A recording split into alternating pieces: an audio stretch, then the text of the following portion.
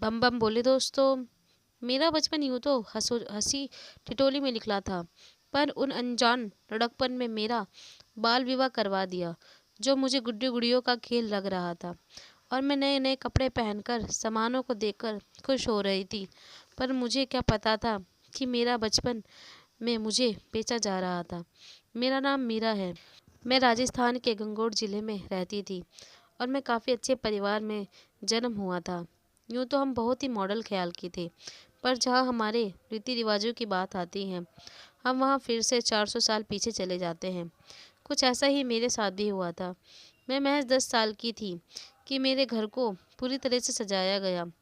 मेहमान आने लगे और मेरे लिए उपहार लेकर आए। मैं जैसे ही सामने अपने गुड्डे गुड़ियों के साथ खेलती थी, आज वैसा ही कुछ मेरे साथ भी हो रहा था। बहुत सारी मिठाइयाँ भी आई थी, जिसे मैं खाने के लिए दौड़ी, तो मेहमानों ने मुझे रोक लिया और कहा, जब मेरा गुड्डा आएगा तब तुझे ये सारी मिठाइयाँ मिलेंगी। मुझे सजाकर बैठा दिया गया और मैं बड़ी बेताबी से अपने गुड्डे का इंतज़ार करने लगी। जैसे ही बैंड बाजा बजा तो मैं उठ खड़ी होकर नाचने लगी। सब ने मुझे डांट फटकार कर बैठा दिया और जब मेरा दूल्हा दरवाजे पर आया तो मुझे उसके पास ले जाया गया। सब बहुत खुश थे, मैं भी। जो सब कहते गए मैं वैसा ही करती गई। मेरा दूल्हा मेरे लिए इनाम में टॉफ़ियाँ लाया था और मैं बड़ी खुशी से उन्हें उसे खाने लगी थी। दोनों इस बात से अनजान थे कि ज़िंदगी की इतनी बड़ी खुशी हमें ना समझी में मिल रही थी। मेरी शादी तो हो गई, पर मुझे मायके में ही छोड़कर चले गए, कहकर गए कि बालिग होने के बाद हम इसे ले जाएंगे। एक पल में ही मैं बचपन में ही मुझे सब पराया कहने लगे थे। माँ भी हर रोज़ बस मुझे चूल्हा चौका ही सिखाती थी, पर मेरा दिमाग तो पढ़ाई में था, इसलिए मैंने पढ़ाई पर अपना मन लगाया। सब ने मेरा खूब साथ दिया। भले ही मेरी शादी हो गई थी, पर मैं इस शादी को नहीं मानती थी। मैं 17 साल की उम्र में अपनी 12th कंप्लीट कर ली और नर्सिंग का कोर्स करने लगी।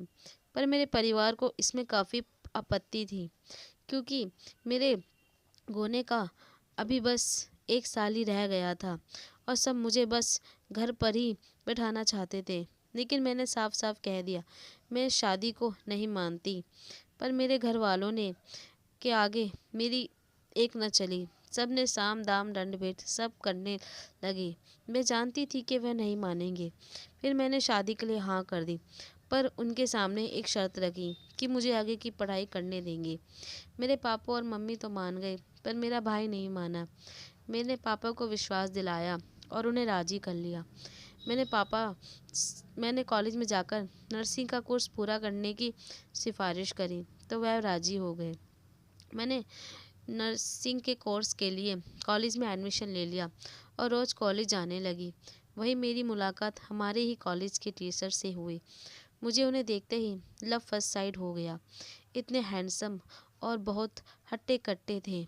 मैं जब भी वो कॉलेज जाती तो पढ़ाई कम उन्हें ही निहारती रहती थी। वह भी मुझे देखकर स्माइल कर देते थे, पर कभी कभार मुझे डांट फटकारते भी थे। मैं उनसे अपने दिल की बात कहने जा रही थी। जैसे ही मैंने उनसे अपने प्यार का इजहार किया तो वह मुझसे गुस्से होकर बोले, तुम क्या कह रही हो? मैं शादीशुदा हूँ और मेरा एक बच्चा भी है। पहले तो मन बहुत दुखी हुआ, पर फिर जब उन्होंने अपनी शादी के खालीपन की बात की तो मैं समझ गई कि कहीं ना कहीं उनकी हाँ भी थी। जब मैंने उनसे कहा मुझे आपको देखते ही फर्स्ट लव साइड हो गया, तो मुझे समझाने लगे, कहने लगे मैं भी अपनी पत्नी को बहुत प्यार करता था, पर उसने मुझे धोखा दिया था। मेरे ही सामने मेरे दोस्त के साथ प्यार किया। तब से जब से मुझे पता चला है, मैं उससे तलाक लेना चाहता हूँ और 3 महीनों बाद हमारा तलाक भी हो जाएगा। मैं अब इस प्यार व्यार को नहीं मानता। तुम अपनी पढ़ाई पर ध्यान दो और ये सब भूल जाओ। पर कहीं ना कहीं मुझे उनकी नाम में भी हाँ लगी, इसलिए मैं मनाने की कोशिश में उन्हें लगी। हालांकि मैं जानती थी कि अगर मेरे परिवार को पता चल जाएगा कि मुझे किसी से प्यार हो गया है, तो तुरंत वह मेरी पढ़ाई छुड़वाकर शादी और गोना करवा देंगे। पर अब मैं निर्धन को ही अपना जीवन साथी बनाना चाहती थी। मैं उस आदमी के साथ नहीं रहना चाहती थी जिसे मैं जानती तक भी नहीं थी। मैंने निर्धन को अपने प्यार पर यकीन दिलाया और उसके तलाक के बाद हमने शादी का फैसला किया, अपने परिवार वालों की रजामंदी से। उसके परिवार वाले तो राजी हो गए, क्योंकि पहली शादी से निर्धन बिल्कुल भी खुश नहीं था, और लड़का उनका लड़का फिर से घर बसाने जा रहा था, तो उसके घर वालों को कोई परेशानी नहीं थी। पर अब मेरे घर वालों की बारी थी। मैंने जैसे ही अपने और निर्धन के बारे में बताया, तो उन्होंने फ़ौरन मना कर दिया और मेरा कोर्स भी बंद करवा के मुझे घर पर ही बैठा लिया। पर मैं यहाँ निर्धन के बगैर नहीं रह सकती थी, इसलिए मैं घर से भाग गई, और उधर निर्धन के घर वालों ने भी उसे मेरे साथ भगा दिया। मैं और निर्धन शादी करके जगह जगह पर रहने लगे, और हम हर महीने अपनी जगह बदलते थे, ताकि मेरे परिवार वाले हमें पकड़ ना पाएँ।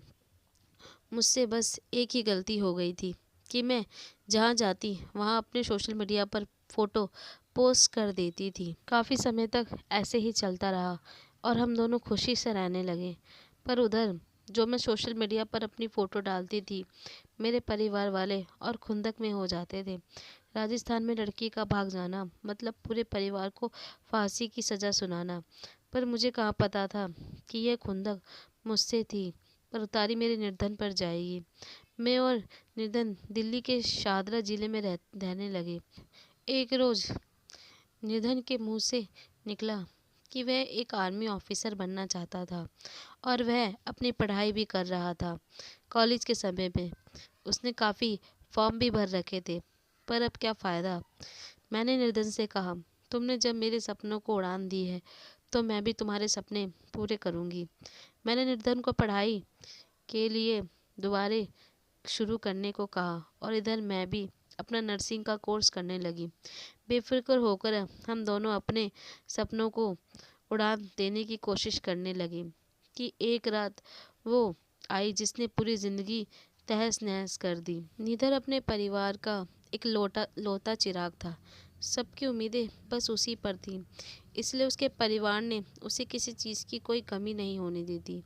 निधर को एक पेपर देने के लिए मुंबई जाना था, और वह रात को ही बस स्टैंड पर गया, पर वहाँ से वह गायब हो गया। मैंने उसे हर जगह ढूंढा, पर उसका कहीं कोई पता नहीं चला।